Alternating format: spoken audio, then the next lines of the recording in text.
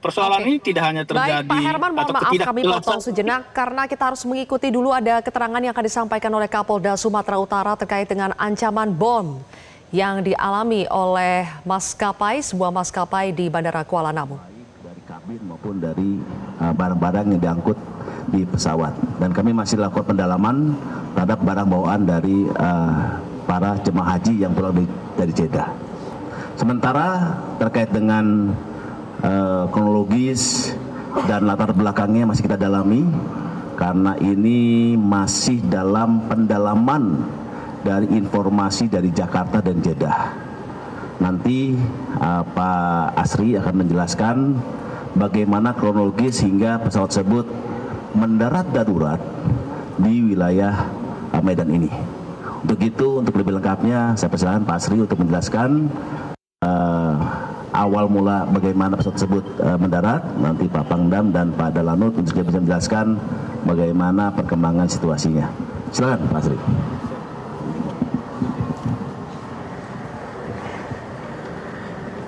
Bismillahirrahmanirrahim. Assalamualaikum warahmatullahi wabarakatuh. Yang saya hormatin Pak Pangdam, yang saya hormatin Pak Kapolda dan jajarannya, Pak Danlanut dan jajarannya, serta kawan-kawan semua dari media. Ada beberapa hal yang mesti kita sampaikan terkait masalah pesawat dari Arab Saudi. Pesawat Arab Saudi ini ketika melintasi wilayah Indonesia itu kami dapat informasi jam 7.30. Jam 7.30 dari ada sebuah email yang masuk ke Jakarta. Kemudian di situ ada ancaman bom. Nah, di situ dijelaskan bahwa pesawat akan diledakkan ketika nanti landing di Jakarta. Tetapi sesuai dengan aturan yang kami miliki SOP dari Kementerian Perhubungan bahwa kita ada PM41, kemudian PM22 itu terkait bahwa penanganan gawat darurat. Jadi ketika kami mendapat informasi tersebut, maka kita akan akan mengaktifkan namanya EOC. EOC itu adalah Emergency Operation Center. Nah, itu kita aktifkan. Kemudian setelah aktif, di sini ada Pak GM Pak Nugrojati langsung mengaktifkan, langsung berkoordinasi dengan aparat.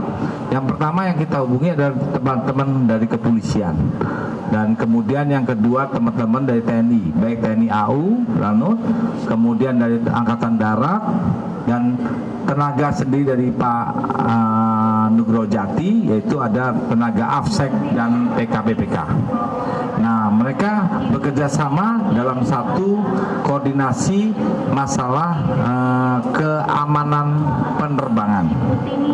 Kemudian langkah-langkahnya kami sudah punya job masing-masing, dan juga habis itu pesawat setelah menurunkan seluruh penumpang tanpa membawa apapun, mereka diamankan ke satu tempat sehingga mereka bisa ditangani lebih lanjut, baik dari segi imigrasinya maupun dari segi yang lain-lainnya.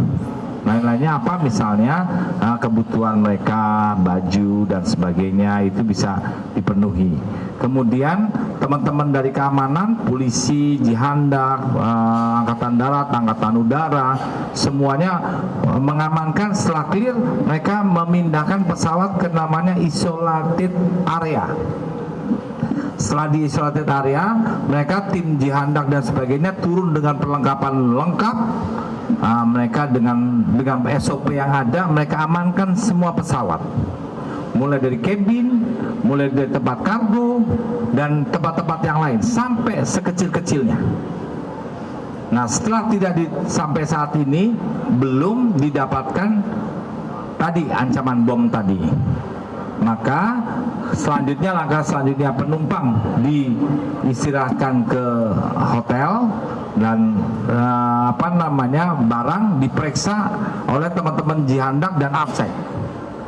Mereka menurunkan X-ray beberapa Excel diturunkan dan tim memproses itu semua satu persatu.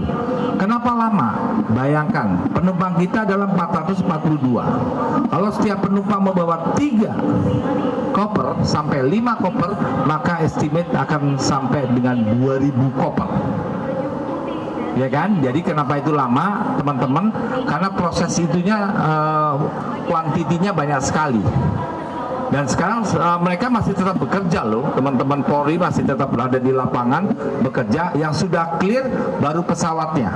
Nanti atas izin dari teman-teman Polda, kemudian sama Lanut dicek ulang lagi.